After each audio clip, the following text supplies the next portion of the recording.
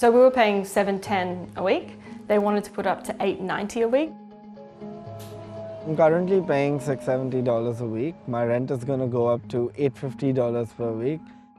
Our rent is $680 a week. It's going up to $780. I don't even know what's happening with these rental prices in Sydney right now. The Australian rental market is in crisis. In Australia's capital cities, tenants have been hit with the biggest rent increases on record. What a start to my weekend. Listen, Sydney, what's going on, man? A $350 per week rental increase. Before the pandemic, rents were rising on about 25% of properties each year in the capital cities. That's now jumped to nearly 75%. The increases are being blamed on a whole lot of different factors, but we wanted to find out how renters are coping.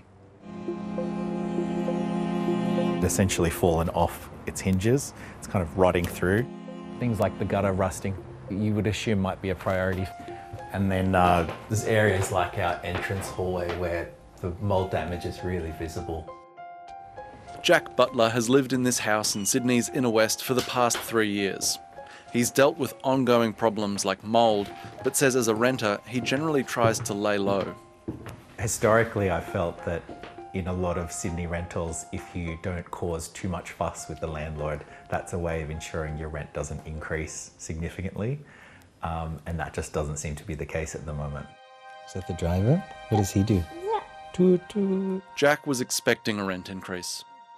But in the face of a 15% jump, he and his partner Tess may abandon the rental market altogether by downsizing into an apartment further out. At any given moment, we can just be uprooted and moved out, or rental increases can go up a significant amount. And it's a shame because this is our home. Inner city Sydney renter Sophie Savile offered to pay $20 a week more than the asking price to secure her apartment a year ago.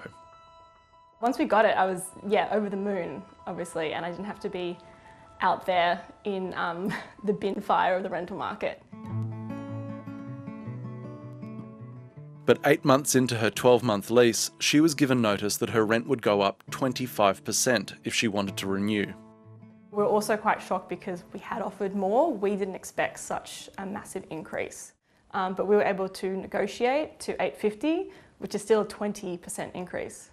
So this is my bedroom. To cover that, they had to find a third person to move into what was meant to be a 2-tenant household.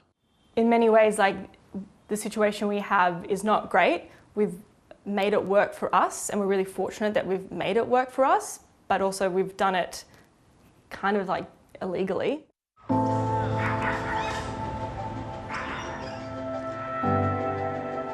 Akshay Seth is also renting in the inner city, but today he's looking for cheaper options in Western Sydney.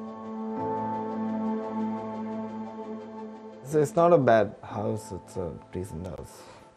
Small bedrooms though. His days off are filled with house inspections after he received notice of a 26% rent increase. This is listed at about $700 per week.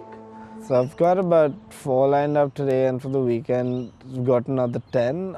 I think the rental market in Sydney at the moment is really chaotic. Net migration is set to increase by 400,000 people this financial year. Politicians are arguing about how the housing market will absorb the increase, while migrants like Akshay are already struggling to find affordable properties. It wasn't this bad even a couple of years ago. It's only in the last year and a half where the situation has become this bad. Back to property number 8. This was literally probably at the around 2-year mark. On the other side of the market, investor Eddie Delahunty is building a rental empire. I got very passionate about property investing from an extremely young age. Believe it or not, I actually grew up with a single mother on a pension in housing commission, so literally started from the bottom. Houses, duplexes, townhouses, started off with a 2-bedroom unit. So I own 78 properties in total, and I rent out 77 properties that are rented for less than what I could be getting. The 31-year-old says he has put up rents by 10 to 15% on average in the last year.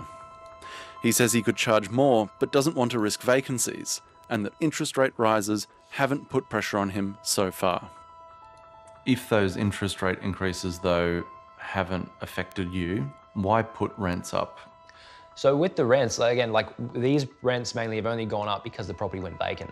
Like all those ones when the property went vacant, as an example, the market was already at that price point. It's a family of 6 people because it's obviously a 6-bedroom house. He's also put the rent up on existing tenants in properties like this one, which has gone up by $80 a week.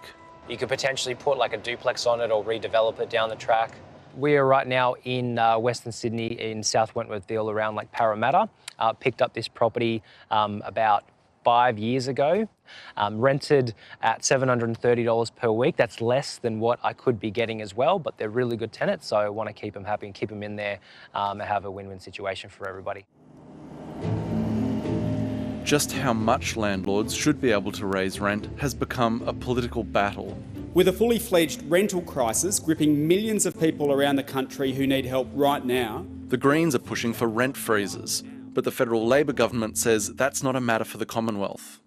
One of the things that I won't do is promise absolute pixie dust.